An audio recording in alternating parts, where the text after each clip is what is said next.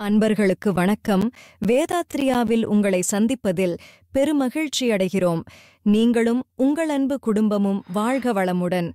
வேதாத்ரியா subscribe செய்து வழங்கும் வேதாத்ரிய உண்மை தத்துவங்களையும் வேதாத்ரிய சிந்தனை கருத்துக்களையும் அறிந்து கொள்ளுங்கள். உங்கள் யோக பயணத்தில் உன்னத நிலையை பெறுங்கள். மெய்ப்பொருள் உண்மை ரகசியங்களை அறிந்து உணர்ந்து உங்கள் வாழ்வை வளமாக்கிக் கொள்ளுங்கள். நன்றி.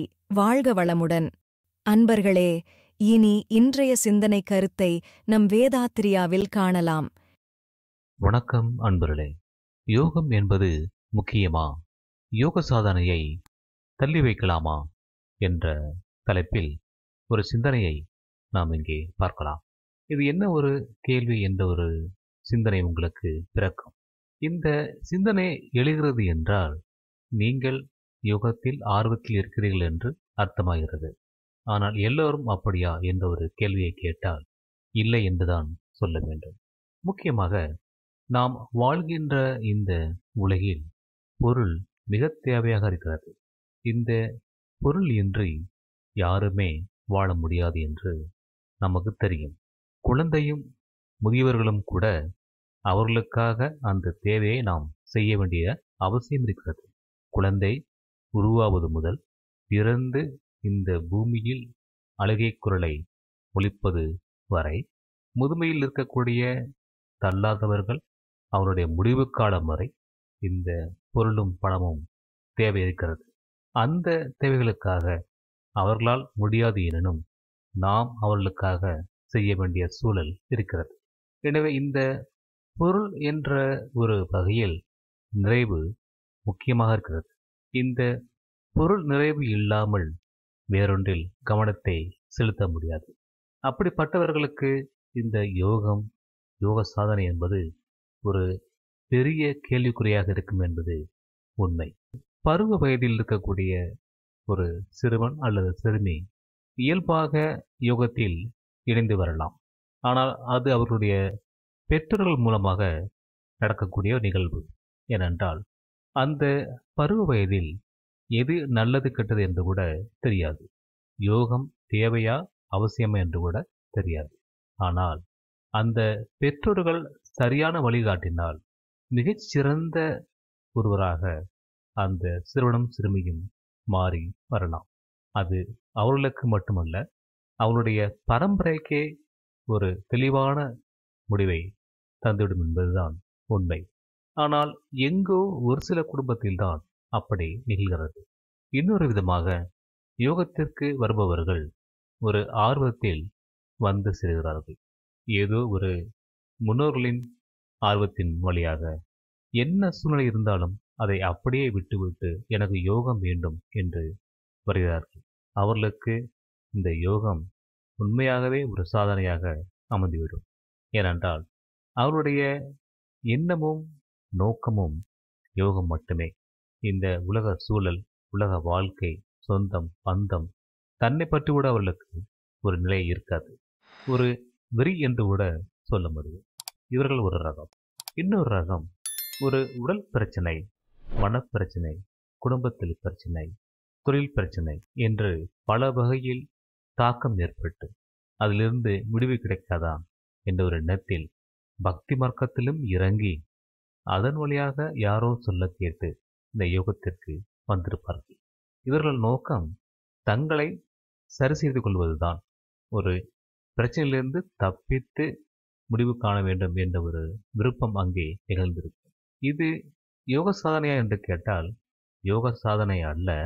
ஆனால் யோகத்தில் விருப்பம் உள்ளவர்கள் கலந்திருக்கிறார்கள் என்று எடுத்துக்கொள்ளலாம். இன்னொரு வகையினர் நன்றாக பொருள் சேர்த்து நிறைவாக இருக்கக்கூடிய மனநிலையில் அடுத்து என்ன செய்யலாம் என்று அவர் நினைக்கும் பொழுது தானாக இந்த யோகத்திற்கு வர வாய்ப்பு உள்ளது.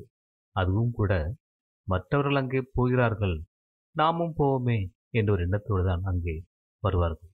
மற்றபடி அந்த யோகத்தில் முன்னேற வேண்டும், பிறவி நோக்கம் நிறைவேற வேண்டும் என்றெல்லாம் அவர்களுக்கு இருக்காது. ஒரு அந்தஸ்திற்காக கூட அவர்கள் இந்த யோகத்திற்கு வரக்கூடும்.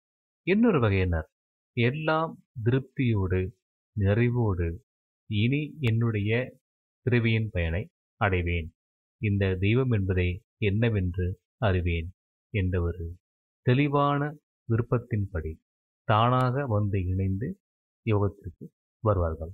மற்றொரு ரகம் அடிப்படை பயன்பாடுகளுக்கே பொருளும் பணமும் இல்லாமல் ஒரு கஷ்டப்பட்டிருக்கக்கூடிய ஒரு சூழ்நிலையில் கூட ஒரு மாற்றம் பிறக்காதா, ஒரு வழி பிறக்காதா என்று அங்கே ஒரு கால் இங்கே ஒரு கால் என்று யோகத்திற்கு வருவார்கள். இவர்களையும் நாம் விட்டுவிட முடியாது, இவர்களையும் ஏற்றுக்கொள்ள வேண்டும். ஏனென்றால் 2 குதிரையில் பயணித்தாலும் கூட ஒரு நோக்கம் இருக்கிறது என்று எடுத்துக்கொள்ளலாம். அடுத்த வகையினர் யாரோ சொன்னதை கேட்டு என்னவென்று பார்க்கலாம் என்ற ஒரு பரிசோதனை முயற்சியாக இந்த யோகத்திற்கு வந்திருப்பார்கள். இப்படி பல பல நிலைகளில் இந்த யோகம் அவர்களை சார்ந்திருக்கிறது என்று சொல்லலாம். ஆனால் யோகத்தில் இணைந்து தன்னை யாரென்று அறிய வேண்டும், மெய்ப்பொருள் உண்மையை உணர்ந்து கொள்ள வேண்டும், அறிந்து கொள்ள வேண்டும், பிறவி நோக்கம் நிறைவேற வேண்டும் என்ற கருத்தில் இருந்தால்தான் அந்த யோகம் நமக்கு சிறக்கும். அதுவன்றி இந்த ஒப்புக்காக நாம் இங்கே யோகத்தில் கலந்து கொண்டு யோக சாதனை செய்து வந்தால் அந்த மாற்றம் மிக தாமதமாக இருக்கும் என்று சொல்ல முடியும். காரணம், மனம் ஒன்றி போக வேண்டும். அந்த மனம் தெளிவாக இருக்க வேண்டும். ஒரு குழப்பம் இல்லாமல் யோகத்தை மட்டுமே நினைத்து கொண்டிருக்கக்கூடிய சூழ்நிலைக்கு மாற வேண்டும். அதுவல்லாது இங்கே உட்கார்ந்து கொண்டு யோகத்தில் தவத்தில் உட்கார்ந்து கொண்டு எல்லாவற்றையும் நினைத்து கொண்டே இருந்தால் அந்த யோகம் சிறக்காது. அந்த மனம் ஒரு ஒழுங்குக்கு வர வேண்டும். தன்னுடைய இயல்பு அலைவீச்சை குறைத்துக் கொள்ள வேண்டும். அப்படி இருந்தால்தான் மனம் அமைதி பெறும். ஆனால் பெரும்பாலோர் தூக்கத்தில் கூட நிம்மதியாக இருப்பதில்லை. எவ்வளவு நேரம் தூங்கினால் கூட இழந்தவுடனே அவர்களை அந்த ஒரு கவலை வந்து சூழ்ந்தழுத்தி என்ன செய்வது என்று தெரியாமல் புலம்பிக் கொண்டே இருப்பார்கள். இந்த அழுத்தம், இந்த கவலையின் அழுத்தம் சினமாக, வெறியாக, பலதரப்பட்ட உணர்ச்சிகளாக மாறிவிடும். மனித உணர்ச்சிக்கு ஒவ்வாத உணர்ச்சியாக கூட வந்து நிற்கும். வஞ்சம், பழிவாங்கும் குணம், இப்படி கூட அது மாறி நிற்கும். இந்த சூழ்நிலையில் யோகம் தேவையா என்ற ஒரு கேள்வி நமக்கு பிறக்கும். யோகம் முக்கியமா, யோக சாதனை அவசியமா என்று கூட தோன்றும். காரணம், மனம் அங்கே லயிக்கவில்லை. அப்படி மனம் லயிக்க வேண்டும், இந்த யோகத்தில் ஆர்வமாக இருக்க வேண்டும், யோக சாதனையில் கலந்து இன்புற வேண்டும், அதில் என்ன இருக்கிறது என்று ஆராய்ச்சி கொள்ள வேண்டும் என்ற ஒரு விழிப்பாக இருந்து உயர வேண்டும் என்றால் மனம் அங்கே ஒன்றிருக்க வேண்டும். அப்படி மனம் ஒன்று வேண்டும் என்றால் இந்த வாழ்க்கையில் பொருள் முதல்வாத உலகில் ஒரு முழுமையை அடைந்திருக்க வேண்டும், அல்லது முழுமை நோக்கி நகர்ந்திருக்க வேண்டும். வேதாத்திரி மகர்ஷி அவர்கள் பொருள் நிறைவு வேண்டும் என்றுதான் சொல்லுகிறார். அவர் நம்முடைய அன்பர்களை வாழ்த்தும் போது கூட உடல்நலம், மனவளம், பொருள் நிறைவு பெருக என்றுதான் வாழ்த்துகிறார். பொருள் வேண்டாம் என்று சொல்லவில்லை, பொருளை விட்டு வாங்கள் என்று சொல்லவில்லை. இந்த வாழ்க்கையை, உலகை, பொருளாதாரத்தை விட்டுவிட்டு வாருங்கள் என்று அவர் அழைக்கவில்லை. ஒரு முழுமையில்தான் யோகம் நமக்கு சிறக்கும் என்பதை அவர் மிக தெளிவாக சொல்கிறார். மேலும் அவரிடமே பாமரனுக்கு யோகம் தேவையா என்ற ஒரு கேள்வியை கேட்டால் தேவையில்லை என்று சொல்கிறார்.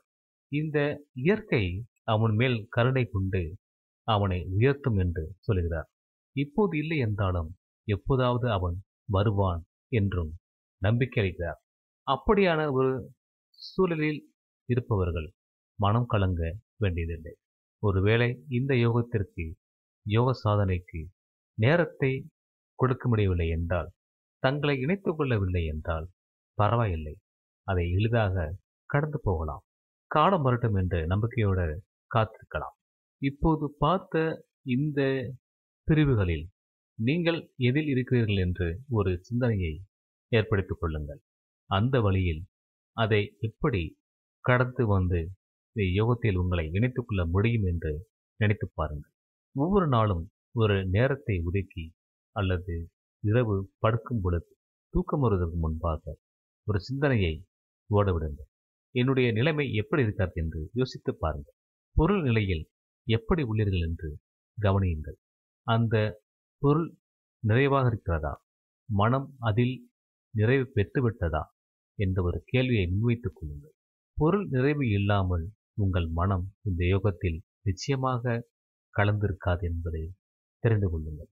இந்த பொருள்நிலை என்பதை கடந்து இன்னொரு முக்கியமான ஒரு பிரச்சனை உடல்.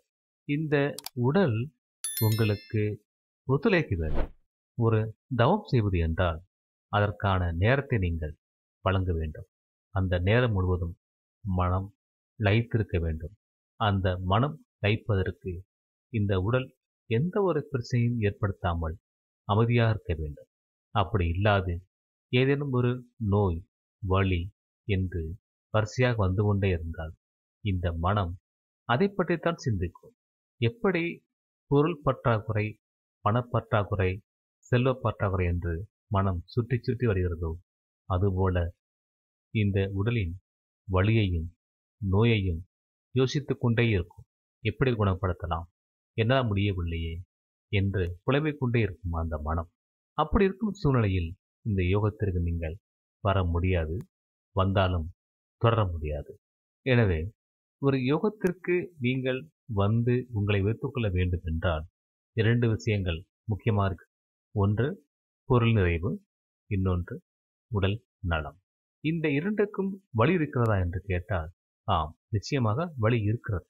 ஒன்று, நீங்கள் உங்களை வேலையில், தொழிலில், வியாபாரத்தில் மிக கவனமாக மனமொன்றி செயல்பட்டு உழைக்க வேண்டும். இந்த உழைப்பு மக்களின் சேவையாக இருக்க வேண்டும். சேவையாக இருந்தால்தான் மக்களே விரும்பி வந்து உங்களுக்கு பொருள் உதவியை அளிப்பார்கள். அப்படி ஒரு சூழல் உங்களுக்கு அமைத்துக் கொள்ள வேண்டும். அடுத்ததாக உடல். இந்த உடலுக்கு சரியான பயிற்சியை கொடுத்து அல்லது சரியான மருந்துகளை கொடுத்து ஒழுங்குபடுத்திக் கொள்ள வேண்டும். இந்த 2க்கும் ஒரு காலம் உங்களுக்கு தேவைப்படும். இன்று முதல் அப்படி ஒரு சங்கற்பத்தை நீங்கள் ஏற்படுத்திக் கொள்ளலாம். நான் என்னுடைய வாழ்வில் பொருள் நிறைவு அடைவேன், அதற்கான வழிகளை நான் முயற்சிப்பேன் என்று சங்கற்பமாக சொல்லிக் கொள்ளுங்கள். அடிக்கடி அதையே நினைங்க. ஒரு மந்திரம் போல அடிக்கடி சொல்லிக்கொண்டே வாருங்கள். அதோடு உங்கள் உடலை வளப்படுத்த உடற்பயிற்சிகளை செய்யுங்கள். எளியமுறை உடற்பயிற்சி மிக சிறந்த தீர்வு. இந்த 2ம் முழுமை பெற்றுவிட்டால், பொருள் வளமும் உடல் நலமும் பெற்றுவிட்டால் இந்த யோகம் உங்களுக்கு ஒரு தடயமாக இருக்காது.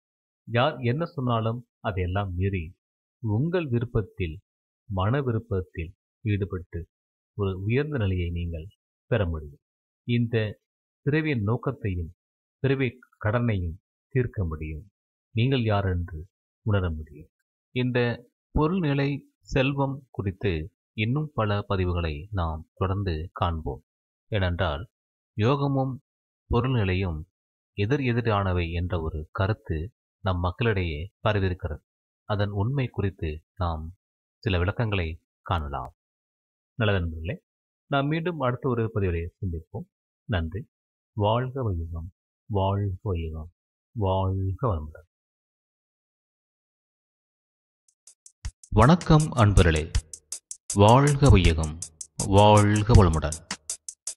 வேதாத்திரிய சேனலோடு இணைந்து கொள்ளுங்கள். உங்கள் உடல் நலம், மனவளம், உயிர் வளம் பெருக்கிக் கொள்ளுங்கள். உங்கள் வாழ்க்கையையும் பொருளாதாரத்தையும் உயர்த்திக் கொள்வதற்கான வழிகள் இங்கே சொல்லப்படுகின்றன. இன்றே சப்ஸ்கிரைப் செய்து கொள்ளுங்கள். வாழ்க வளமுடன்.